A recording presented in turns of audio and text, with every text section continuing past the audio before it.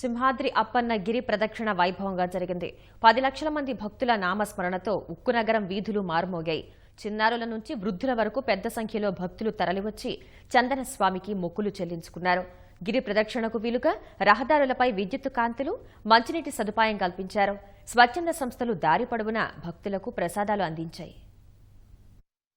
ఏటా ఆషాఢ పౌర్ణమి ముందు రోజు శుద్ధ చతుర్దశి నాడు సింహాచలం వరాహలక్ష్మి నరసింహుడికి భక్తులు గిరి ప్రదక్షిణ చేయడం ఆనవాయితీ. దీన్ని స్వామివారికి మొక్కుగా చెల్లిస్తారు. సింహగిరుల చుట్టూ 32 కిలోమీటర్ల పొడవున కుటుంబ సభ్యులు, బంధువులు, స్నేహితులతో కలిసి బృందాలుగా నడుస్తారు. ఆలయ అనువంశిక ధర్మకర్త అశోక్ గజపతిరాజు సతీమణి సునీల ప్రత్యేక పూజలు చేసి ఈ కార్యక్రమాన్ని ప్రారంభించారు. స్వామివారి రథంలోని ఉత్సవ మూర్తులకు మంత్రి గంటా శ్రీనివాసరావు పూజలు నిర్వహించారు.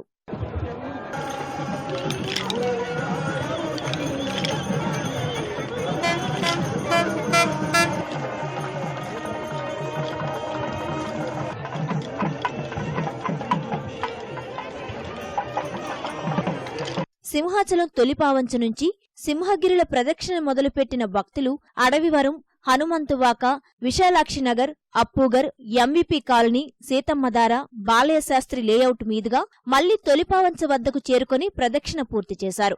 ఒక్కొక్కరికి వారి నడక వేగాన్ని బట్టి 10 నుంచి 15 గంటల సమయం పట్టింది. గత 2 ఏళ్లతో పోల్చితే ఈ ఏడాది గిరి ప్రదక్షిణ చేసిన భక్తుల సంఖ్య బాగా పెరిగింది.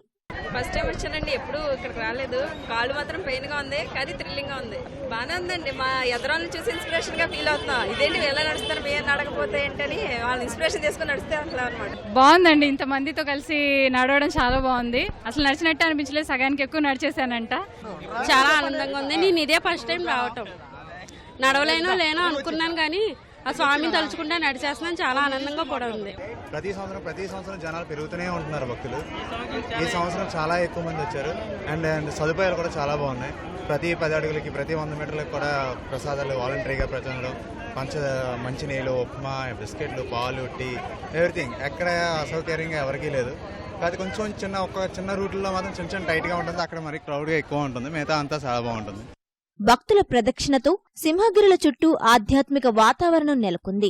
ఆలయ సిబ్బంది, జీవీఎంసీ, స్వచ్ఛంద సంస్థలు, సామాన్య ప్రజలు భక్తులకు అసౌకర్యం కలగకుండా ఏర్పాట్లు చేశారు.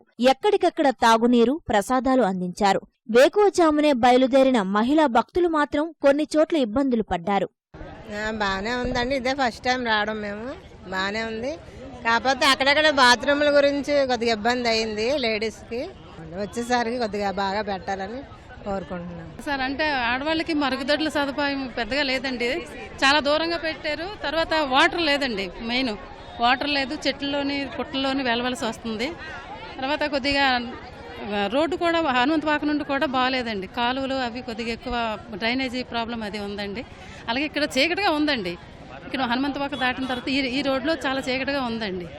ఇవాళ సంపూర్ణ చంద్రగ్రహణం వల్ల ఉదయం 11:30 గంటల వరకే భక్తులను దర్శనానికి అనుమతించనున్నారు. మధ్యాహ్నం 1 గంటకు ఆలయం మూసివేయనున్నారు. గిరి ప్రదక్షిణ చేయలేని భక్తులు ఆలయం చుట్టూ తిరిగి మొక్కు చెల్లించుకున్నారు.